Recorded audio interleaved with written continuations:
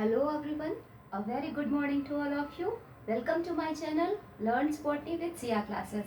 बात चल रही थी प्लांट मूवमेंट की। प्लांट मूवमेंट में भी हमने मूवमेंट ऑफ कर्वेचर स्टार्ट कर दिया था, जिसमें दो तरह के होते हैं, ऑटोनॉमिक और paratonic. On the basis of stimulus की एक्सटर्नल है कि इंटरनल, उसी के बेसिस पे दो तरह के मूवमेंट ऑफ कर्वेचर हमें देखने मिल रहे थे। ठीक है, ऑटोनॉमिक मूवमेंट ऑलरेडी हम कर चुके हैं, जिसमें वेरिएशन और ग्रोथ मूवमेंट का वाला टॉपिक आता था, सब कैटेगरी उसकी ये थी। ठीक है, नेक्स्ट जो आज हम पढ़ने वाले हैं वो है पैराटोनिक मूवमेंट। ठीक है, पैराटोनिक मूवमेंट नाम से ही इंडिकेट कर रहा है कि जो स्टिमुलस है वो एक्सटर्नली प्रोवाइड हो रहा है प्लांट को। ठीक है, उसकी वजह से अगर कोई प्लांट अपनी ओरिएंटेशन में चेंज करता है तो वो कहलाता है पैराटोनिक मूवमेंट। ठीक है, और चूंकि बात चल रही थी मूवमेंट ऑफ कर्वेचर की, दैट मीन्स कि कोई पर्टिकुलर प्लांट पार्ट ही मूव कर रहा है, ना कि होल प्लांट। ठीक, जिसमें पैराटोनिक की बात है, जब क्लासिफिकेशन बताया था तब उसमें मैंने बोला था कि पैराटोनिक मूवमेंट में दो तरह के मूवमेंट होते हैं, नेस्टिक मूवमेंट है और दूसरा है ट्रोपिज्म।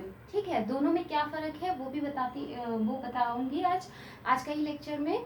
लेकिन उससे पहले मैं आप सभी से रिक्वेस्ट करूंगी कि जिन्होंने जो विजिटर्स हैं, जो ऑडियंस मेरा चैनल देख रहे हैं, उन्होंने सब्सक्राइब ना किया हो तो प्लीज़ चैनल को सब्सक्राइब कर ले, जितना भी वीडियो देखते हो लाइक बटन ज़रूर प्रेस किया करो, उससे मुझे मोटिवेशन मिलता है। अगर कोई क्वेरी हो तो कमेंट सेक्शन दिया हुआ है, आप वहाँ पर कोई भी क्वेरी पूछ सकते हो रिलेटेड टू टॉपिक।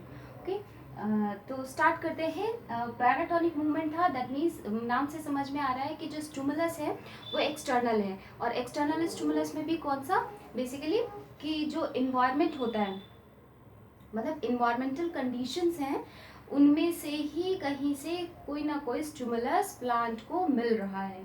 ठीक है, जिसमें कि दो कैटेगरी थी, नास्टिक मूवमेंट और दूसरा है ट्रोपिज्म।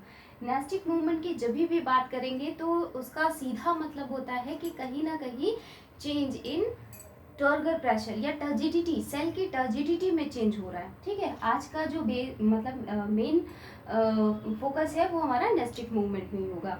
ठीक है, ट्रोपिज्म का क्या है, दोनों नेस्टिक मूवमेंट को नॉन डायरेक्टिव कहते हैं, जबकि ट्रोपिज्म को डायरेक्टिव मूवमेंट कहते हैं। ठीक है, या डायरेक्टिव मूवमेंट ऑफ कर्वेचर कहते हैं। वजह क्या है, देखिए, जब कभी बात तो चल रही थी कि प्लांट में अपने से कोई इच्छा, ये नहीं कह सकते, वही बात है कि हमको भूख लगी, हम गए और शॉपिंग, मतलब कि शॉप पर गए और हमने कुछ खाने पीने वाला ले लिया। ठीक है, यहाँ पे स्टिमुलस तो इम्पॉर्टेंट है, लेकिन साथ में यहाँ पर जब कभी बात करते हैं नास्टिक मूवमेंट और ट्रोपिज्म की, तो एक को कहते हैं डायरेक्टिव मूवमेंट, एक को कहते हैं नेस्टिक मूवमेंट। क्यों? क्योंकि दोनों में ही फर्क इस बात का है, जिसमें स्टिमुलस का डायरेक्शन ज़्यादा मायने रखता है। ठीक है, या फिर ये कहें कि प्लांट का जो मूवमेंट है वो टोटली बेस्ड ऑन, वो एक्सप्रेस करता है इन फॉर्म ऑफ कि स्टिमुलस का क्या डायरेक्शन था। ठीक है, तो जब उस तरह की बात होती है तो वो कहलाता है डायरेक्टिव, वो केस होता है ट्रोपिज्म का। जब बात होती है कि स्टिमुलस के डायरेक्शन की बजाय रेस्पॉन्स का डायरेक्शन ज़्यादा मायने रखता है, या कह दें main player is a response का डायरेक्शन पर ही प्लांट के मूवमेंट या फिर प्लांट के जो ओरिएंटेशन में चेंज हो रहा है वो रेस्पॉन्स के डायरेक्शन के अकॉर्डिंग होता है। ठीक है, तो वो कहलाता है नॉन डायरेक्टिव और नॉन डायरेक्टिव या फिर नेस्टिक मूवमेंट। ठीक है, नेस्टिक मूवमेंट मैंने फिर पहले भी बताया है कि जब कभी सेल की टर्जिडिटी में चेंज होता है तो वो कहलाता है, वहाँ पे मूवमेंट अल्टीमेटली नेस्टिक कैटेगरी का होगा। ठीक है, जब आप वेरिएशन पढ़ रहे थे तो उसमें भी डेस्मोडियम देखा था, टर्जिडिटी ही चेंज हो रही थी, तो इस वजह से वो एक काइंड ऑफ नेस्टिक मूवमेंट तो था, बट क्या अंतर था, because of their is a stimulus is फर्क। ठीक है, स्टिमुलस ही क्या था, इंटरनल स्टिमुलस था, जबकि यहाँ पे क्या है, एक्सटर्नल स्टिमुलस है। नेस्टिक मूवमेंट में भी दो कैटेगरी है बेसिकली, एक निक्टिनेस्टिक मूवमेंट कहलाता है और दूसरा कहलाता है सेसिमोनेस्टिक मूवमेंट। ठीक है, निक्टिनेस्टिक मूवमेंट की जब हम बात करते हैं, राइट, सेसिमोनेस्टिक का तो सिंपल है, टच मी नॉट वाला एग्जाम्पल हमेशा याद रहेगा आपको, और वो टच मी नॉट से ही याद रख लीजिए कि टच स्टिमुलस की बात हो रही है, राइट।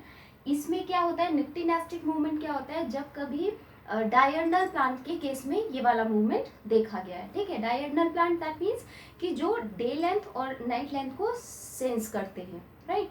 जैसे कि जिनको डायर्नल मतलब कि डे टाइम की ड्यूरेशन क्या है, नाइट की ड्यूरेशन क्या है, सनलाइट कितनी देर पड़ रही है और नाइट का क्या इफेक्ट है। ठीक है, जैसे कि जब हम बहुत छोटे हुआ करते थे तो मम्मी जब कहानी सुनाती थी तो हमेशा वो ये बात बोलती थी कि शाम को पेड़ों के पास ना जाइए, वो सो जाते हैं। ठीक है, तो एक्चुअल में वो सो जाना वाला यही है, सो जाना वाला।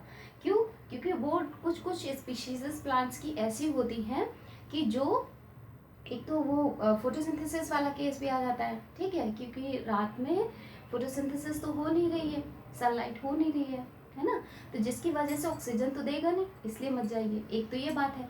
दूसरी बात है बल्कि वो खुद रेस्पायर ज़्यादा कर रहा होता है, right.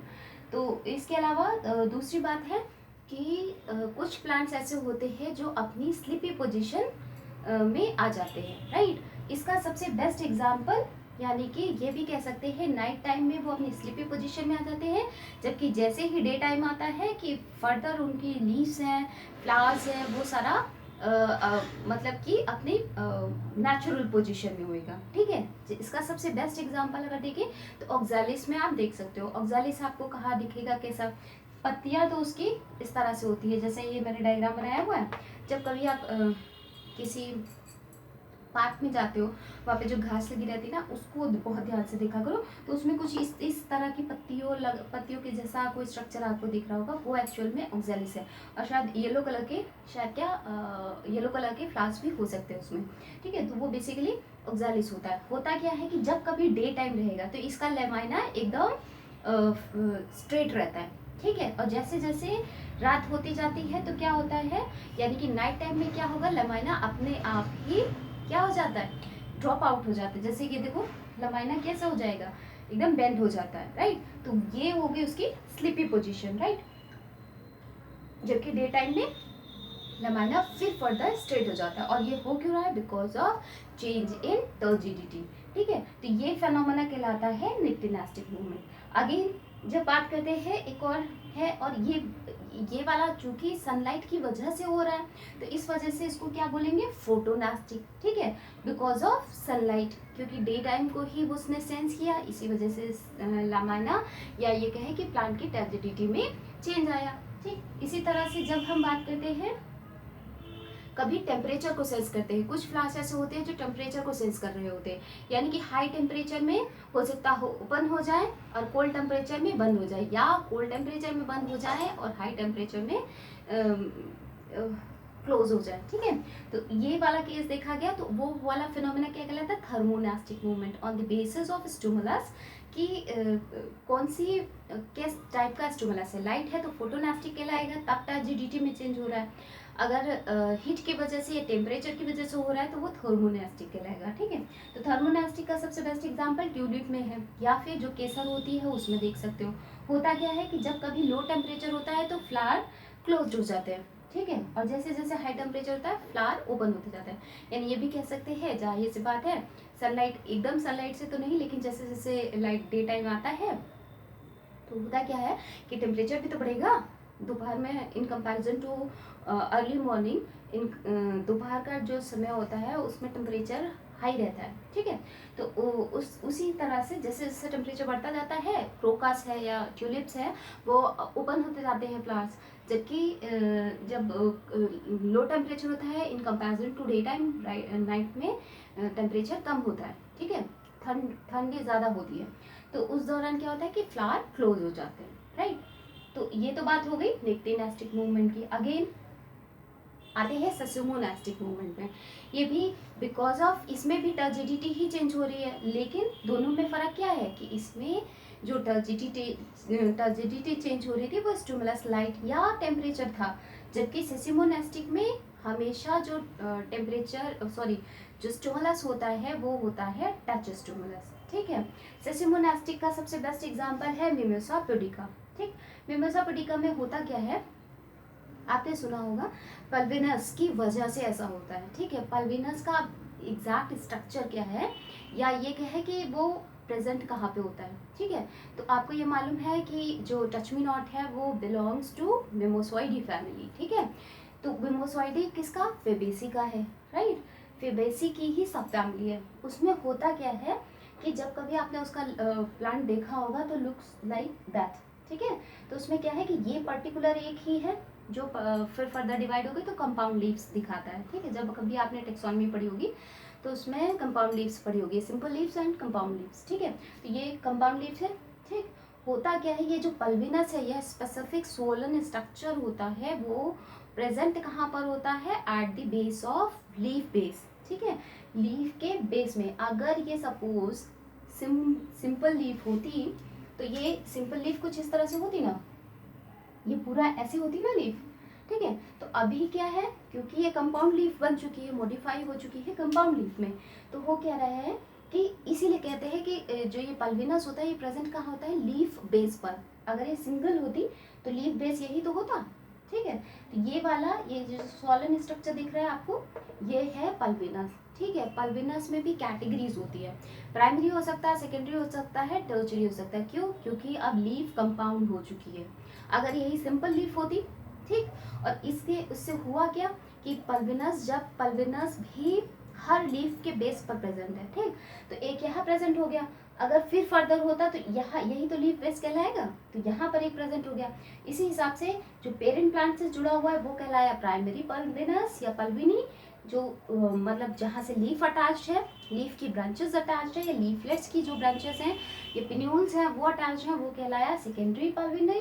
And the last one, हर लीफ के बेस पर भी जो पिट्यूल है उसके बेस पर भी जो स्टॉक है लीफ की, ठीक है, उसके बेस पर भी एक और पल्विनी या पल्विनस या सोलन स्ट्रक्चर प्रेजेंट होता है, ठीक है, जिसे कहते हैं टर्चरी पल्विनी, ठीक है। ये बेसिकली मैंने जो आप केमिस्ट्री में यूज़ करते हो ना वो ही सिंबल यूज़ किया, primary, secondary and tertiary, right. तो होता क्या है कि जैसे ही आप यहाँ पे टच करा आपने लीफ का कोई भी एंड या किसी भी लीफ को टच करते हो, तो होता क्या है कि ये ही पल्विनी के थ्रू पूरा मतलब जो आपका टच स्टिमुलस है वो पास ऑन हो जाता है, ठीक है। अगर एक पर्टिकुलर उसकी बात करें, ये तो नॉर्मल है, जब आपने टच किया तो होता क्या है एग्जैक्टली कि सेल जब टच करते हो तो होता क्या है कि सेल्स की जो टर्जिड सेल थी वो फ्लैसिड कंडीशन में आ जाती है, ठीक है, वो फ्लैसिड कंडीशन में आ जाती है, जिसकी वजह से क्या होगा, जो प्लांट होता है वो मतलब कि उसकी लीफ लगता है 2 मिनट के लिए मुरझा गई है, ठीक है। तो होता क्यों है, because of plant cell becomes flaccid condition, ठीक है। और जबकि नॉर्मल कंडीशन में क्या है कि सेल्स सारी टर्जिडिटी, मतलब पल्विनस में भी टर्जिडिटी मेंटेन बनी रहती है, तो होता क्या है कि सेल आपको नॉर्मल दिखाई पड़ेगी, ऐसे खिली खिली सी, ठीक। और अगर एक पर्टिकुलर उसका स्ट्रक्चर देखें, पल्विनस का स्ट्रक्चर देखें, तो होता क्या है कि उसका स्ट्रक्चर अगर आप कुछ ऐसा देखोगे, ठीक है, यहाँ रब कर रही हूँ, ये पे बना देती हूँ। होता क्या है कि एक वेस्कुलर स्ट्रैंड होएगा, ठीक है, इसी वेस्कुलर स्ट्रैंड के थ्रू ही सारा जो टच स्टिमुलस है वो कंडक्ट होता है। होता क्या है, बाकी यहाँ पे जो सेल्स होती हैं वो इंटरसेलुलर स्पेसेस के साथ होती हैं, ठीक। थिन वॉल्ड सेल्स होती है, पैरेन्काइमल सेल्स होती है। तो होता क्या है कि कुछ टर्जिडिटी चेंज हो जाती है, एकदम एग्जैक्टली कोई थ्योरी प्रपोज नहीं करी गई है, लेकिन ये माना जाता है कि टर्जिडिटी चेंज होती है। दूसरी बात है, हो सकता हो वो टर्जिडिटी एग्जैक्टली चेंज क्यों होती है, बिकॉज ऑफ पोटेशियम आयन का एक्सचेंज होता है, ठीक है, जिसकी वजह से टर्जिडिटी चेंज होती है। यहाँ पे जितनी भी सेल्स होती हैं वो थिन वॉल्ड सेल्स होती हैं, और जो भी आपने स्टिमुलस दिया है वो कंडक्ट किसके थ्रू होता है, थ्रू जाइलम या फिर थ्रू जाइलम या वेस्कुलर स्ट्रैंड, जो भी होता है यहाँ पे, ठीक। तो दिस इज ऑल अबाउट, तो इसका तो याद ही रहेगा, सेसमोनास्टिक का हमेशा एक बहुत अच्छा एग्जाम्पल है टच मी नॉट का, ठीक है। अगर इसमें से कोई चीज़ ना समझ में आई हो तो आप कमेंट सेक्शन में पूछ सकते हो, और वीडियो अगर अच्छा लगा हो, समझ में आया हो तो प्लीज़ लाइक कर देना, वीडियो नहीं अच्छा लगा हो तो डिसलाइक कर देना, और प्लीज़ उसे शेयर भी करिए ज़्यादा से ज़्यादा फ्रेंड्स के पास, ये या जो भी मेडिकल की प्रिपरेशन कर रहे हैं उसमें भी ये इससे MCQs बहुत आता है, तो उन तक भी ये चीज़ पहुँचे, नॉलेज सभी को बांटना चाहिए, ठीक है। तो this is all about today's lecture, thank you.